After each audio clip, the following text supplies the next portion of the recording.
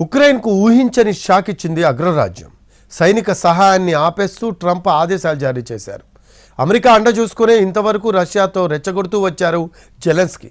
మరి ఏం చేయబోతున్నారు? యూరోపియన్ యూనియన్ నుంచి ఉక్రెయిన్కు ఆశించిన సహాయం అందుతుందా?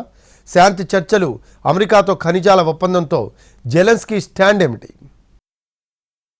అమెరికా అధ్యక్షుడిగా బాధ్యతలు చేపట్టడానికి ముందే ఇజ్రాయెల్ హమాస్ మధ్య శాంతి ఒప్పందం కుదిరేలా చూశారు డొనాల్డ్ ట్రంప్.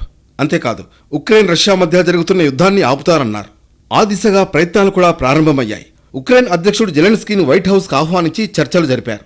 ఆ సమయంలో ఉక్రెయిన్ అమెరికాల మధ్య ఖనిజాల తవ్వకంపై ఒప్పందం కూడా కుదరాల్సి ఉంది. కానీ జెలెన్స్కీ తీరుతో ముందుకు వెళ్లే పరిస్థితి లేకుండా పోయింది. అమెరికా అధ్యక్షుడి అధికారిక కార్యాలయం ఓవెల్ ఆఫీసులో ట్రంప్, వాన్స్లతో వాదనకు దిగారు జెలెన్స్కీ. చేసిన తప్పును కాస్త ఆలస్యంగా తెలుసుకున్నారు జెలెన్స్కీ.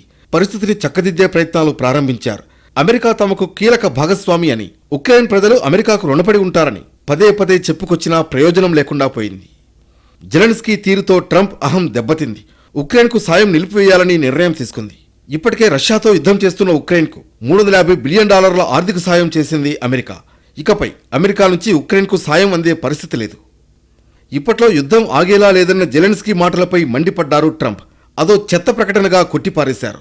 అమెరికాతో పాటు యూరోపియన్ యూనియన్ సాయం చేస్తున్నంత కాలం జెలెన్స్కీ శాంతి కోరుకోబోరని వ్యాఖ్యానించారు.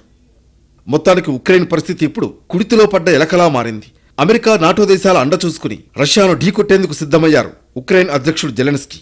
పిడికడు సైనికులు లేకపోయినా రష్యాను ఓడిస్తామన్నారు. కానీ గత 3 ఏళ్లలో ఉక్రెయిన్ను నామరూపాలు లేకుండా చేసింది రష్యా. వేలాది మంది పౌరులు చనిపోయారు. ఇప్పుడు అమెరికా నుంచి సాయం ఆపేయడం వల్ల చేతులెత్తేయడం తప్ప ఉక్రెయిన్ ముందు మరో మార్గం లేదు.